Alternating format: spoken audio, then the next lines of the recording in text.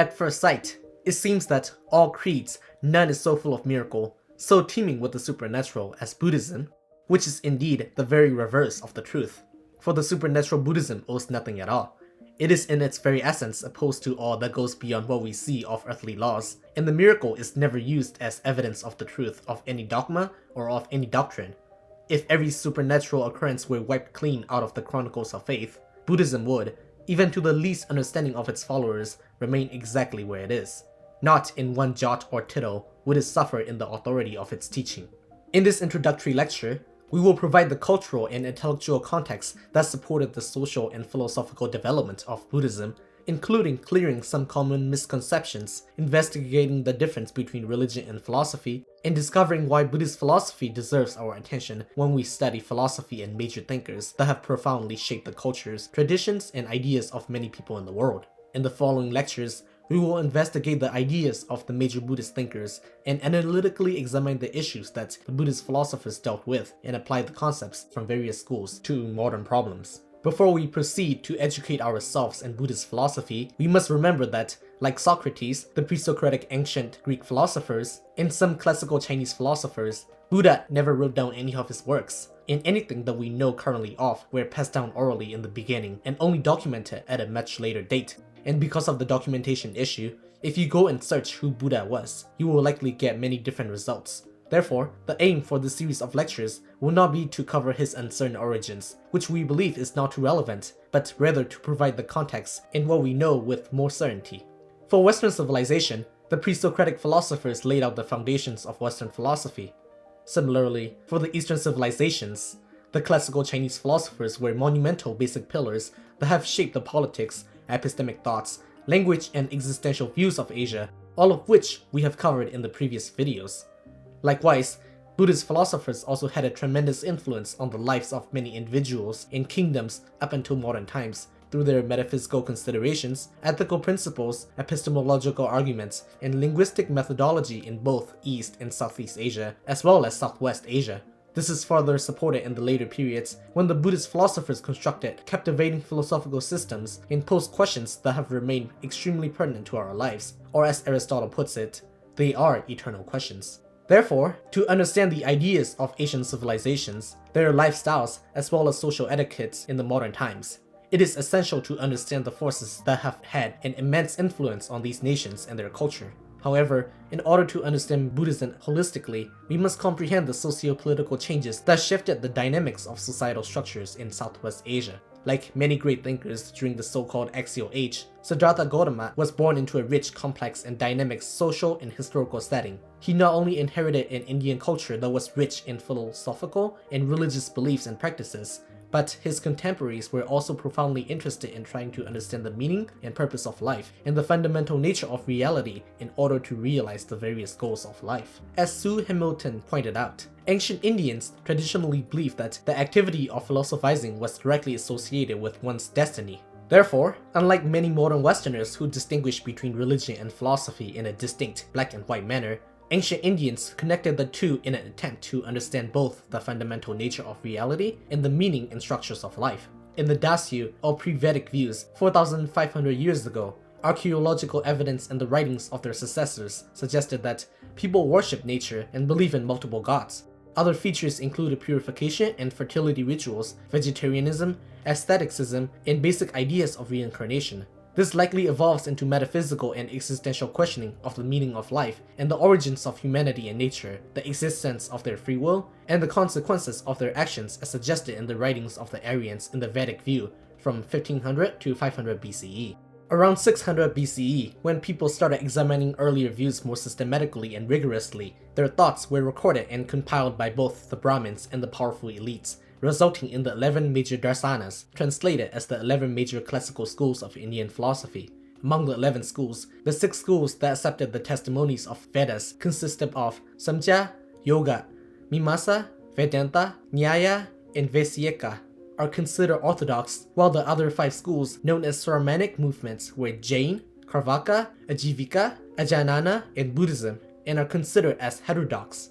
Several of these Ceremonic movements influenced both the Astika and Nastika traditions of Indian philosophy, and some of the topics which they discussed included, but were not limited to, accepting or denying the concept of the soul, atomism, antinomian ethics, materialism, atheism, agnosticism, fatalism to free will, environmental and animal rights. Furthermore, Buddha lived at a time when the certainties of traditional way of thinking and living, such as the nomadic and pastoral tribal societies, were quickly developing into agrarian ways, and were in turn challenged by other developing powerful kingdoms and emerging urban centers. This intense competition between kingdoms also reflected intense debates between different schools of philosophy, and the Buddhist school's challenge of the dominant caste system of India is just one of the facets of the changing times. Because it competed with other schools, the Buddhist school also invited challenges to its claims while the Buddha was still alive. For that reason, even after his death, there were still a lot of disagreements among Buddhist philosophers in the vast Buddhist world, from Central Asia all the way to Japan. Even in modern times, the Buddhists do not accept faith as a support for an argument, and some simply refer to Buddha as the teacher rather than as Lord, as Christians do in their native languages. Therefore, when asking the question, what do Buddhists think about a certain issue, it is akin to asking, what do Western philosophers think about a certain issue? The answer is simply not possible. It is important to ask why we should study Buddhism as a philosophical system rather than view it as another religious practice. To answer this question, it will be beneficial to examine what the differences are between faith and reason, or in other words, what are the differences between religion and philosophy. When someone sets out to distinguish philosophy and religion, the philosophers will always say it has more to do with the method than with the content. To study philosophy is to learn to think carefully and critically on complex issues. Philosophy is more concerned with how to answer questions than with the answers themselves. For example, when we study biology, we think about the evolutionary paths and memorize processes that are going on in living things, like the Krebs cycle. Just like how we learn history, we study the causes of a particular event and its consequences. However, unless someone is studying history or philosophy, one will not learn the answer to a certain problem. Therefore, there is an appearance that philosophy has not made any progress, unlike other sciences. Ethics and morality are one of the main branches of philosophy that religion also deals with. However, unlike philosophy, when people think about what religion is, they think of a set of rules or commandments that give directions rather than providing tools for people to use. The same goes for metaphysics, a major branch of philosophy in which the philosophers question how things fundamentally are and what is the nature of a certain thing, or for epistemology, another major branch that deals with inquiring how we come to know certain things. An epistemological inquiry may include asking what are the methods of knowledge and what are the best ways to gain knowledge. For those who are still not clear on what philosophy is, to simply put it, philosophy is a systematic investigation of questions in ethics, metaphysics, and epistemology. Its practice involves philosophers criticizing and proposing a certain way, and others looking at these objects and see if it is possible to answer them. Hence, herein lies the difference between Sir Thomas Aquinas and a random pastor, in which one tries to determine what conclusions we can draw about being virtuous from a certain view of human nature, and another one who simply relays what he has been taught and not question its validity. The same thing applies to Buddha and Buddhist monks, or Zhuangzi, a Taoist philosopher and a Taoist priest, or Plato and Platonist. In each case, the original impetus of each philosopher is to find a solution to a certain given problems which they are satisfied with. Buddhism is commonly perceived as a religion because many people take the word religion for granted and claim that something is a religion if it has blind rituals, or thinks that if something offers a vision of the ideal state for humans, in other words, a way for salvation, then it must be a religion.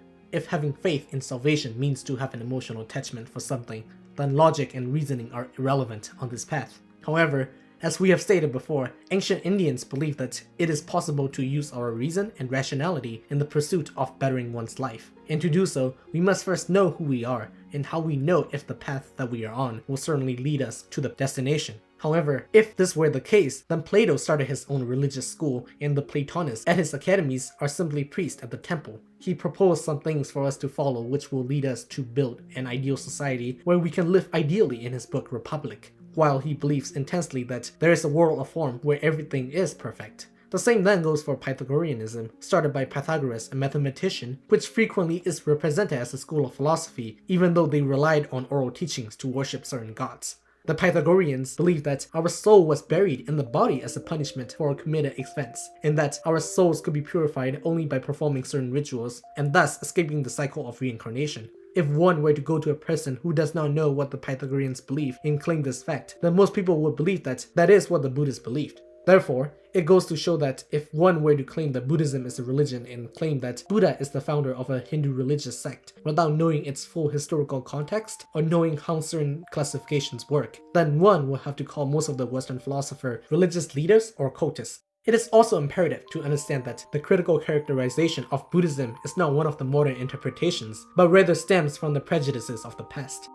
Rejection of Buddhist thought along with other non-Western philosophies complemented the view that non-Westerners are inferior and were grounded in justifications by 19th century scientific racism, that Asians were less rational, less capable of meaningful action, and so best served by European colonization. Therefore, contrary to what most people believe, to become a Buddhist is not to accept a bundle of doctrines solely based on faith. Faith is not only required to achieve the ideal existence, it is in fact discouraged. We could achieve this ideal existence through rational investigation of the nature of the world, and as Mark Sirudis, professor of Asian and Western philosophy at Illinois State University said, Buddhists are not expected to accept these claims just because the Buddha taught them. Instead, they're expected to examine the arguments that are given in support of these claims and determine for themselves if the arguments really make it likely that these claims are true.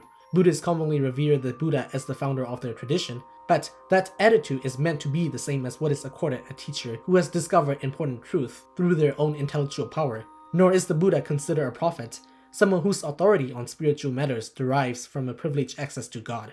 Gautama is seen as just an extremely intelligent and altruistic human being. Indeed, Buddhism explicitly denies that there is such a thing as the God recognized by Western monotheism, that is, an eternal, all-powerful, and all-perfect creator.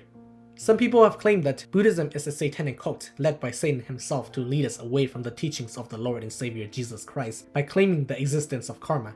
They misunderstand karma as divine retribution for one's sin, and some being other than God is the one who is passing the judgment for the wrongdoings, while in fact it is not the case.